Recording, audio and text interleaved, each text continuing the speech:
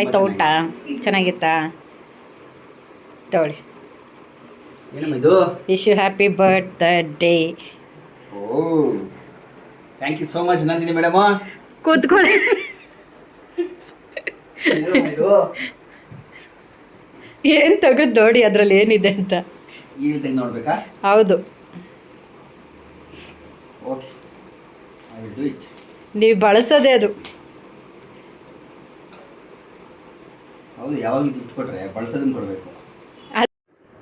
Hi hello welcome back to Nandini Shivu YouTube channel. ಎಲ್ಲರೂ ಹೇಗಿದ್ದೀರಾ? ಎಲ್ಲರೂ ಚೆನ್ನಾಗಿದ್ದೀರಾ ಅಂತ ಭಾವಿಸ್ತಾ ಈ ವಿಡಿಯೋನ ಸ್ಟಾರ್ಟ್ ಮಾಡ್ತಾ ಇದ್ದೀನಿ. ಇವತ್ತು ನಾನು ವರ್ಕಿಗೆ ಹೋಗಿರಲಿಲ್ಲ, ಸ್ವಲ್ಪ ಏನೋ ಪರ್ಸ್ನಲ್ ವರ್ಕ್ ಇತ್ತು ಅಂತ ಅಂದ್ಬಿಟ್ಟು ಕೆಲ್ಸಕ್ಕೆ ಹೋಗಿರಲಿಲ್ಲ. ಮತ್ತು ಸ್ವಲ್ಪ ನನಗೆ ಹೆಲ್ತ್ ಇಶ್ಯೂನೂ ಇತ್ತು. ನೋಡಿ ಆಲ್ರೆಡಿ ಫೇಸ್ ಎಲ್ಲ ಸ್ವಲ್ಪ ಊದ್ಕೊಂಡ್ಬಿಟ್ಟಿದೆ, ಹೆಲ್ತ್ ಇಶ್ಯೂ ಇತ್ತು ಸಿಕ್ಕಾಪಟ್ಟೆ.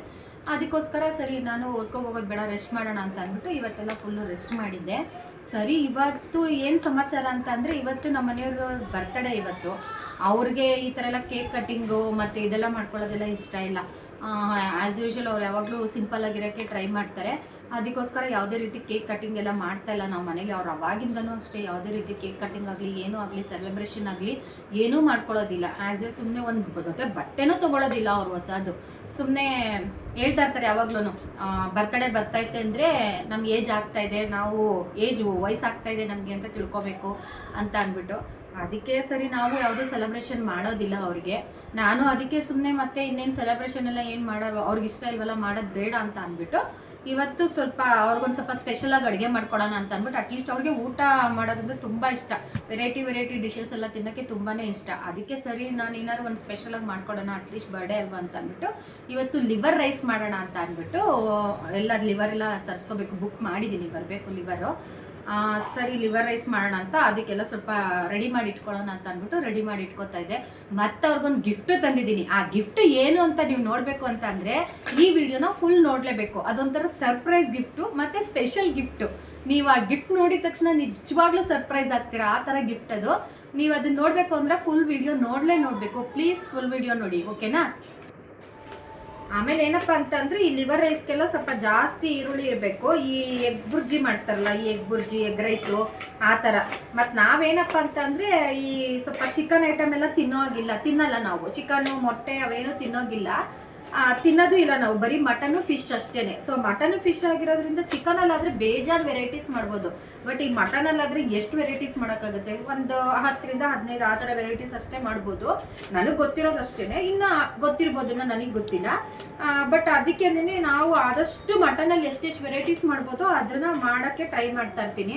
ಅದಾದ್ಮೇಲೆ ಮತ್ತೆ ಫಿಶ್ ಅಂತೂ ಯಾವಾಗಲೂ ನಾವು ತಿಂತಾನೆ ಇರ್ತೀವಿ. ಬಟ್ ಫಿಶ್ನ ಇವತ್ತು ಫಿಶ್ ಬುಕ್ ಮಾಡೋಕ್ಕೆ ಫಿಶ್ ಸಿಗ್ಲೂ ಇಲ್ಲ. ಮತ್ತು ಫಿಶ್ ತೊಗೊಬರ್ಬೇಕಂದ್ರೆ ಫ್ರೆಶ್ ಆಗಿರ್ಬೇಕಂದ್ರೆ ಬೆಳಗ್ಗೆನೇ ಹೋಗಬೇಕು.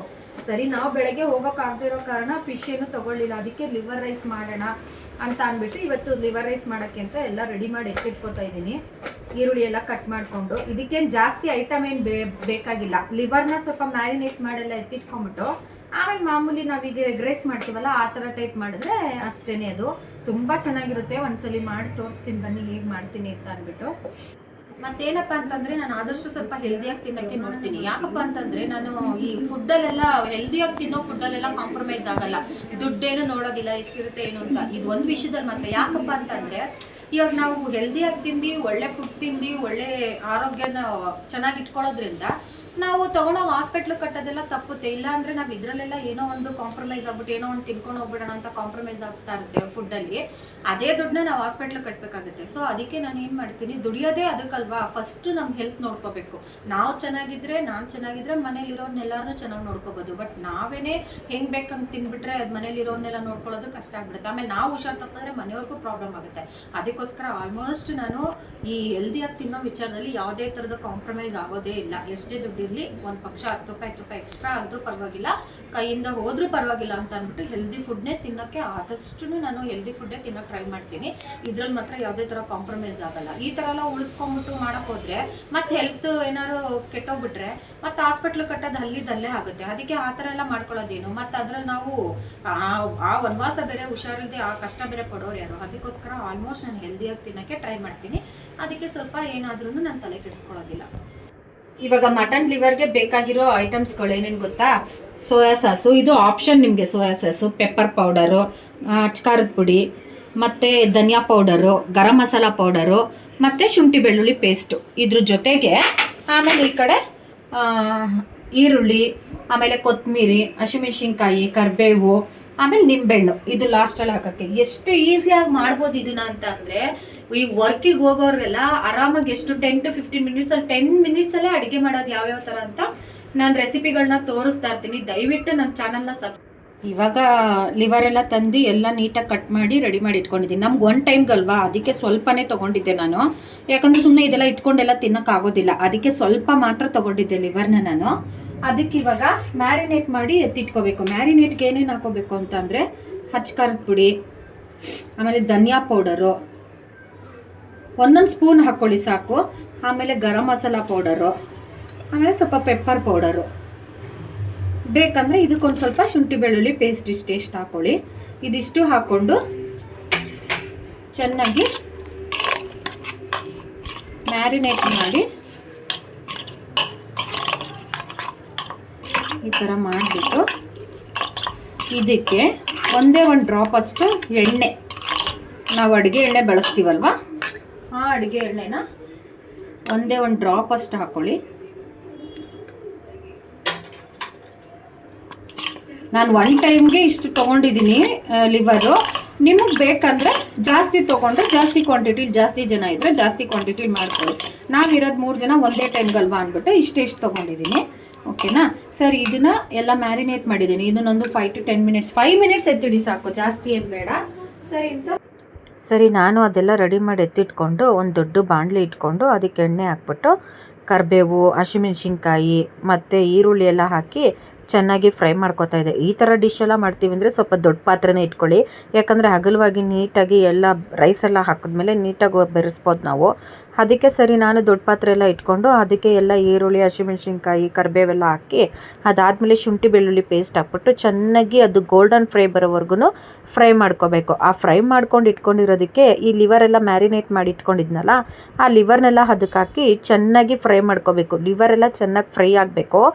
ಲಿವರೆಲ್ಲ ಚೆನ್ನಾಗಿ ಫ್ರೈ ಆದಮೇಲೆ ಒಂದು 2-3 ಡ್ರಾಪ್ ಅಷ್ಟು, ಜಾಸ್ತಿ ಅಲ್ಲ, ಒಂದು 2-3 ಡ್ರಾಪ್ ಅಷ್ಟು ನೀರು ಹಾಕಿದ್ರೆ ನೋಡಿ ಈ ಥರ ಎಲ್ಲ ಆಗುತ್ತೆ. ಅದು ನೀಟಾಗಿ ಎಣ್ಣೆ ಎಲ್ಲ ಮೇಲೂ ಬರುತ್ತೆ ಮತ್ತು ಚೆನ್ನಾಗೂ ಅದು ಉಪ್ಪು ಖಾರ ಎಲ್ಲ ಹೊಂದ್ಕೊಂಡಿರುತ್ತೆ. ಅದಾದಮೇಲೆ ಸ್ವಲ್ಪ ಉಪ್ಪೆಲ್ಲ ಹಾಕ್ಬಿಟ್ಟು ಚೆನ್ನಾಗಿ ಮತ್ತೆ ಇನ್ನೊಂದು 2-3 ಸಲ ಫ್ರೈ ಮಾಡಬೇಕು. ಆ ಫ್ರೈ ಮಾಡ್ಕೊಂಡಿರೋದಕ್ಕೆ ನಾನು ಆಲ್ರೆಡಿ ರೈಸ್ ಎಲ್ಲ ರೆಡಿ ಮಾಡಿ ಎತ್ತಿಟ್ಕೊಂಡಿದ್ದೆ. ಆ ರೈಸ್ ಎಲ್ಲ ಹಾಕೋಣ ಅಂತ ಅಂದ್ಬಿಟ್ಟು ಅದಕ್ಕೆ ರೈಸ್ ಹಾಕ್ತಾಯಿದ್ದೆ. ಎಷ್ಟು ಈಸಿ ಗೊತ್ತಾ ಇದನ್ನು ಮಾಡೋದು. ಬರೀ ಒಂದು 3-4 ಐಟಮ್ ಇದ್ದರೆ ಸಾಕಷ್ಟೇ. ಮನೇಲಿ ಮಾಮೂಲಿ ಇಲ್ಲ ಅಂದ್ರೂ ನಮಗೆ ಈಗ ಬೆಳಗ್ಗೆ ರೈಸೆಲ್ಲ ಹಾಕ್ಬಿಟ್ಟು ಆ ರೈಸ್ಗೆ ಮತ್ತು ಹಚ್ಚ ಖಾರದ ಪುಡಿ, ಧನಿಯಾ ಪುಡಿ ಮತ್ತು ಗರಂ ಮಸಾಲ ಪೌಡರು, ಸ್ವಲ್ಪ ಪೆಪ್ಪರ್ ಪೌಡರು, ಅದಾದಮೇಲೆ ಸ್ವಲ್ಪ ಕೊತ್ತಂಬರಿ ಮತ್ತು ನಿಂಬೆಹಣ್ಣು ಇದಿಷ್ಟನ್ನು ಹಾಕಿ ರೈಸ್ಗೆ ಚೆನ್ನಾಗಿ ಮಿಕ್ಸ್ ಮಾಡ್ಕೋಬೇಕು. ಚೆನ್ನಾಗಿ ಮಿಕ್ಸ್ ಮಾಡ್ಕೊಂಡು ಆದಮೇಲೆ ಅದು ನೋಡಿ ಎಷ್ಟು ಚೆನ್ನಾಗಿ ಬರುತ್ತೆ ಅಂತ ಅಂದರೆ ಫುಲ್ ಎಲ್ಲ ರೈಸ್ ಒಂಚೂರು ಬಿಡಿಯಾಗಿ ಆಗೋ ಥರ ಎಲ್ಲ ಮಿಕ್ಸ್ ಮಾಡಿ ಎತ್ತಿಟ್ಕೋಬೇಕು. ನೋಡಿ ಇವಾಗ ಎಷ್ಟು ಚೆನ್ನಾಗಾಗಿತ್ತು ಅಂತಂದರೆ ಅದನ್ನು ನೋಡ್ತಾ ಇದ್ರೇ ಒಂಥರ ಖುಷಿ ಆಗ್ತಿತ್ತು, ಅಷ್ಟು ಚೆನ್ನಾಗಾಗಿತ್ತು. ಇದಕ್ಕಿಂತ ಮುಂಚೆ ನಾನು ಆಲ್ರೆಡಿ ಒಂದ್ಸಲಿ ಮಾಡಿದ್ದೆ, ಬಟ್ ಈ ಸಲ ಮಾಡಿದ್ದು ಇನ್ನೂ ಸಖತ್ತಾಗಿ ಬಂದಿತ್ತು. ನನಗಂತೂ ಇದಕ್ಕೆ ಫಿದಾ ಆಗಿಬಿಟ್ಟಿದ್ದೆ ನಾನಂತೂ, ಅಷ್ಟು ಚೆನ್ನಾಗಿತ್ತು ಲಿವರ್ ರೈಸು. ನೀವೊಂದ್ಸಲಿ ಮನೇಲಿ ಟ್ರೈ ಮಾಡಿ ನೋಡಿ, ತುಂಬ ಚೆನ್ನಾಗಿರುತ್ತೆ. ಹೊರಗಡೆ ಎಲ್ಲ ತಿನ್ನೋ ಬದಲು ಮನೇಲಿ ಮಾಡ್ಕೊಂಡೇ ತಿನ್ನಿ. ಖುಷಿ ಹೆಂಗೈತೆ?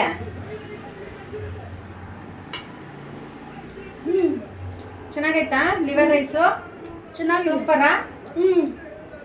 ಓಕೆನಾ? ನೀವು ಇದೇ ಥರ ಮಾಡ್ಕೊಳ್ಳಿ, ನೋಡ್ಕೊಳ್ಳಿ, ತಿನ್ಕೊಳ್ಳಿ. ಓಕೆನಾ? ನಿಮ್ಗೆ ಇಷ್ಟ ಆದರೆ ಪ್ಲೀಸ್ ಒಂದು ಲೈಕ್ ಮಾಡಿ, ಕಮೆಂಟ್ ಮಾಡಿ, ಸಬ್ಸ್ಕ್ರೈಬ್ ಮಾಡಿ. ಪ್ಲೀಸ್ ಸಬ್ಸ್ಕ್ರೈಬ್ ಮಾಡಿ. ಏನಾದ್ರು ಇದ್ರೆ ಕಮೆಂಟ್ ಮಾಡಿ. ಸರಿ, ನಾನು ಎಲ್ರಿಗೂ ಹಾಕ್ಕೊಟ್ಬಿಟ್ಟು ಸರಿ ನಾನು ಊಟ ಮಾಡಿಬಿಟ್ಟು ಅದಾದಮೇಲೆ ಅಡುಗೆ ಮನೆಯೆಲ್ಲ ಕ್ಲೀನ್ ಮಾಡಿ ನಾವು ಮನೆಯವ್ರು ಬರಲಿ ಗಿಫ್ಟ್ ಕೊಡೋಕ್ಕೆ ಅಂತ ವೆಯ್ಟ್ ಮಾಡ್ತಾ ಕೂತಿದ್ದೆ. ಓಕೆ ಗೈಸ್, ಇವಾಗ ಟೈಮ್ ಬಂದಿಲ್ಲ, 11 o'clock ಆಗಿದೆ. ಇವಾಗ ಬಂದಿದ್ದಾರೆ, ಫ್ರೆಶ್ ಅಪ್ ಆಗಿ ಊಟ ಮಾಡ್ತಾ ಇದ್ದಾರೆ. ಸರಿ, ನಾನು ಊಟ ಎಲ್ಲ ಮಾಡಿಬಿಡ್ಲಿ ಅವರು, ಆಮೇಲೆ ಸರ್ಪ್ರೈಸ್ ಆಗಿ ಗಿಫ್ಟ್ ತೊಗೊಂಡೋಗಿ ಕೊಡ್ತೀನಿ. ಏನು ಗಿಫ್ಟು ಅಂತ ಮಿಸ್ ಮಾಡಿದೆ ನೋಡಿ ಗೈಸ್, ನಿಮಗೂ ಖುಷಿ ಆಗುತ್ತೆ. ಓಕೆ ಗೈಸ್, ಗಿಫ್ಟ್ ಎಲ್ಲ ರೆಡಿ ಆಗೈತೆ ನೋಡಿ. ಇವಾಗ ರೇ ಚೆನ್ನಾಗಿತ್ತ ಲಿವರ್ ರೈಸು? ಆಯ್ತಾ ಊಟ? ಚೆನ್ನಾಗಿತ್ತಾ? ತಗೊಳ್ಳಿ. Wish you happy birthday. Oh, thank you so much Nandini madam. ಕೂತ್ಕೊಳ್ಳಿ.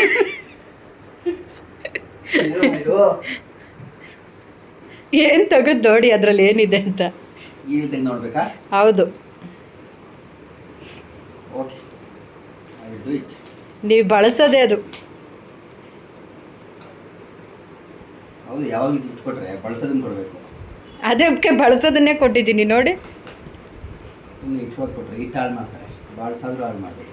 ಟವಲ್ ಕೊಡಿ, ಅದು ಟವಲ್ ಕೊಡಿ ಈ ಕಡೆ. ಹಾಂ, ಓ ಬಳಸೋದೇ ಅದು. ಓಪನ್ ಮಾಡಿ ನೋಡಿ. ಓ ಮೈ ಗುಡ್ನೆಸ್. ನೋಡ್ಬಿಟ್ರಾ? ವೇಟ್. ಓ ನೋಡಿ ಫ್ರೆಂಡ್ಸ್, ನಂದಿನಿ ಮೇಡಮ್ ನನಗೆ ಯಾವ ಕಂದು ಕೊಡ್ತಾರೆ gift. Anyway, I like it and I love it. ಎಲ್ಲರೂ ಅದು ಇದು ಅಂತ ಕೊಡ್ತಾರೆ. ನಾವು ಅದಕ್ಕೆ ಸ್ವಲ್ಪ ಡಿಫ್ರೆಂಟ್ ಆಗಿ ಸರ್ಪ್ರೈಸ್ ಆಗಿ ಇರಲಿ ಅಂತ ಈ ಥರ ಗಿಫ್ಟ್ ಕೊಟ್ಟಿರೋದು. ಚೆನ್ನಾಗಿದೆ ಬಿಡ್ರಿ, ಯೂಸ್ ಮಾಡ್ಬೋದು. ಓಪನ್ ಮಾಡ್ರಿ. ಅಂಡರ್ವೇರ್ ಒಳಗೆ, ನಿನ್ನ ನೆನಪು ಹೊರಗೆ. ಓಪನ್ ಮಾಡ್ರಿ, ಹೋಗಮ್ಮ. ಓಪನ್ ಮಾಡ್ರಿ.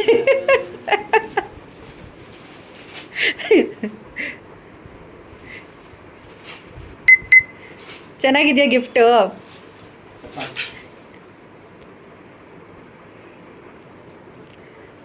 ನೋಡಿದ್ರೆ ಗೈಸ್ ಯಾವ ಥರ ಇದೆ ಗಿಫ್ಟ್ ಅಂದ್ಬಿಟ್ಟು ಸುಮ್ಮನೆ ಫನ್ನಿಯಾಗಿರಲಿ ಅಂತ ಕೊಟ್ಟಿರೋದು ನಾನಿದು. ನಮ್ಮ ಮನೆಯವ್ರಿಗೆ ಆ ಥರ ಗಿಫ್ಟು ಬೇರೆ ಸೆಲೆಬ್ರೇಷನು ಅದೆಲ್ಲ ಏನು ಇಷ್ಟ ಆಗೋದಿಲ್ಲ. ನಾನು ಸುಮ್ಮನೆ ಫನ್ನಿಯಾಗಿರಲಿ ಅಂತ ಕೊಟ್ಟೆ. ಈ ವಿಡಿಯೋ ನಿಮ್ಗೆ ಇಷ್ಟ ಆಗಿದ್ರೆ ಪ್ಲೀಸ್ ಒಂದು ಲೈಕ್ ಮಾಡಿ, ಕಮೆಂಟ್ ಮಾಡಿ ಹಾಗೂ ಸಬ್ಸ್ಕ್ರೈಬ್ ಮಾಡಿ. ಪ್ಲೀಸ್ ಸಬ್ಸ್ಕ್ರೈಬ್ ಮಾಡಿ ಹಾಗೂ ಕಮೆಂಟ್ ಮಾಡಿ. ಇಲ್ಲಿಗೆ ಈ ವಿಡಿಯೋನ ಮುಗಿಸ್ತಾ ಇದ್ದೀನಿ ಗೈಸ್. ನಿಮಗೆ ಈ ವಿಡಿಯೋ ಇಷ್ಟ ಆಗಿದ್ರೆ ಪ್ಲೀಸ್ ಇನ್ನೂ ಒಂದ್ಸಲಿ ಕೇಳ್ತಾ ಇದ್ದೀನಿ, ಕಮೆಂಟ್ ಮಾಡಿ, ಸಬ್ಸ್ಕ್ರೈಬ್ ಮಾಡಿ. ಓಕೆನಾ ಗೈಸ್? ನೆಕ್ಸ್ಟ್ ವಿಡಿಯೋದಲ್ಲಿ ಸಿಗ್ತೀನಿ. ಟೇಕ್ ಕೇರ್, ಬಾಯ್. ಓಕೆ.